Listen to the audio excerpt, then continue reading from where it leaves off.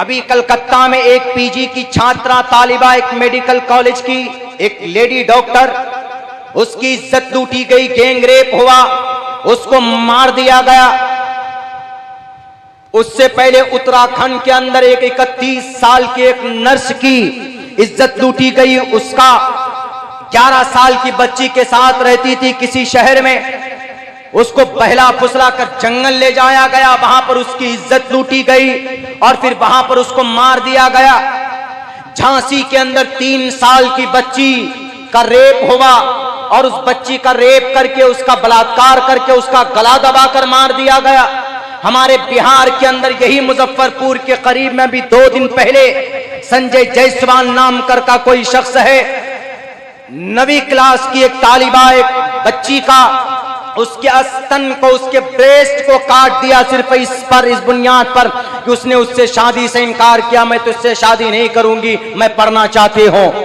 मेरे भाइयों बताइए, है कोई ऐसा सिस्टम? बताओ इस जिना रेपिस्ट को और इन जिना के वारदात को रोकने के लिए। नहीं रोक सकते तुम, इसलिए कि लुटेरो इन रेपिस्ट को पकड़ना, जेल में डालते हो, पैसे रिश्वत की थैलियां दी जाती है और फिर वो छूट कर 1 साल 2 साल 5 साल बाहर आ जाता है। मैं कल के स्पीच का हमारे इस देश के प्राइम मिनिस्टर का बहुत स्वागत करता हूं। उन्होंने एक बात कही कल लाल किला के संबोधन में, उन्होंने कहा कि जिस तरीके पर बेटी की इज्जत लूटी जाती है और फिर रेपिस्ट को पकड़ा जाता है, मीडिया वाले जो चर्चा करते हैं, खूब खबर फैलाते हैं, ऐसे ही उसको फांसी देते वक्त या उसको सजा देते वक्त उसकी खबर शाये होनी चाहिए, ताकि दूसरे नौजवानों को, दूसरे रेपिस्टों को जो बच्चों की इज्जत लूटते हैं, उनके इज्जत पर हाथ डालने पर उनको सोचना पड़े, उनको डर और भय महसूस हो।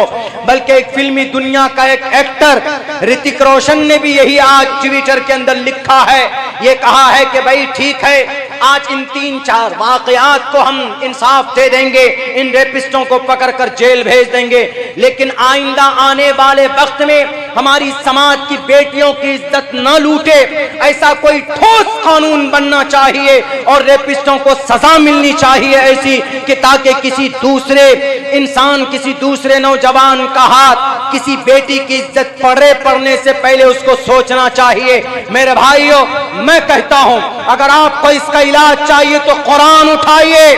कुरान को गलत कहने वाले, इस्लामिक हुक्म को तशद्दुद से नापने वाले, कुरान कहता है अज़्ज़ानियतु वज़्ज़ानी फजलिदू कुल्ल वाहिद मिनहुमा मियत जल्दा वला ताखुजुकुम बिहिमा राफतुन फी दीनिल्लाह इन कुंतुम तुमिनून बिल्लाहि वल यौमिल आखिर वलयशद अज़ाबहुमा ताइफतुम मिनल मुमिनीन। 18वें पारे के अंदर सूरह नूर है। जो लोग कुरान करीम को पढ़ना जानते हैं, उनके तफसीर को उर्दू हिंदी के अंदर मौजूद है, पढ़िए। रब कहता है अज़्ज़ानियतु वज़्ज़ानी, जिना करने वाली मर्द औरत मर्द कोई भी सामने अगर पकड़ा जाए तो उन दोनों को मैदान में लाओ और उनके सर से पैर तक 100 कोड़े बरसाओ। अगर वो शादीशुदा नहीं है, शादीशुदा मर्द औरत दोनों नहीं, यानी लड़का लड़की अगर शादीशुदा नहीं, अगर वो जिना करते पकड़े जाएं, नाजायज संबंध में रहते पकड़े जाएं तो 100 कोड़े बरसाओ।